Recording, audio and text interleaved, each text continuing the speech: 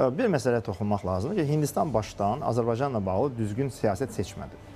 Hindistan baxdı ki, Azərbaycanla Pakistanın tarixi münasibətləri var. Bizim münasibətlərin yaxşı olması çox yaxşıdır. Amma Hindistan bizimlə münasibətləri yaxşılaşdırmaq əvəzinə bu səfər fikirləşdi ki, Azərbaycan mənim düşmənim Pakistanla yaxşı münasibətdir. Mən də Azərbaycan düşməni Ermənistanla yaxşı münasibət quracaq. Getdi onu silahlandırdı. Bəli. Ermənistan Hindistana nə verə bilər? Heç nə. Amma siz Azərbaycan-Türkiyə-İsrail münasibətlərinə baxın. Yeri gəlmişkən bugün görüş keçiriləcək Türkiyə-İsrail münasibətləri. Yəni Türkiyə ilə İsrail arasında müəyyən bir rəqabət var. Bölgədə yaxındılar. Keçmiş Türkiyənin iddia etdiyi, yəni o Osmanlı İmperiyasının torpaqları Türkiyə fikirləşir. O da legitim müəyyən hüquqları var. Həm də onun təhlükəsizlik dairəsidir. Çünki orada PKK təşkilatlarının bir Kürd dövlətinin yaradılma məsələsi var. Amma yenə bunlar Azərbaycandan arbitr kimi istifadə edə bilirlər. Baxın.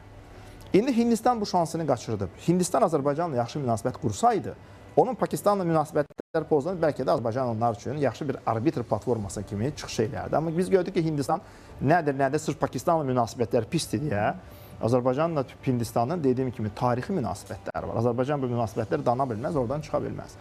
Bunun yerinə getdi Ermənistanla, münasibətlər qurdu, silahlandırır, eləyir. Yəni bu Hindistanı nə qazandıracaq? Məsələ burada heç nə qazandıra bilməz.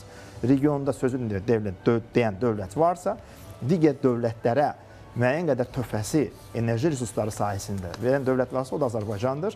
Azərbaycanın digər dövlətlərlə çox yaxşı münasibətləri var. Yəni bu da münasibətlərin qurulmasına vacib bir amildir. Yəni siz bir ölkə ilə münasibət quranda sadəcə onun texnoloji və yaxud resurs gücünə baxmırsınız. Həm də digər ölkələrlə onun münasibət qurma potensialına, onunla necə münasibətlər yürütdüyünə də baxırsınız ki, Azərbaycan bu məsələdə heç vaxt Ermənistanla müqayisə oluna bilməz. Hindistan bu məsələdə şansını itirib, amma təbii ki, düzəltmək üçün hər halda məncə vaxtı var. Vaxtı var ki, bundan imtina eləsin. Və əgər Pakistanla münasibətdə onun təbii gərgin qalacaq. Onların bilirik ki, tarixin Kaşmir regionu bölgəsi üzərində bir mübahisələr var.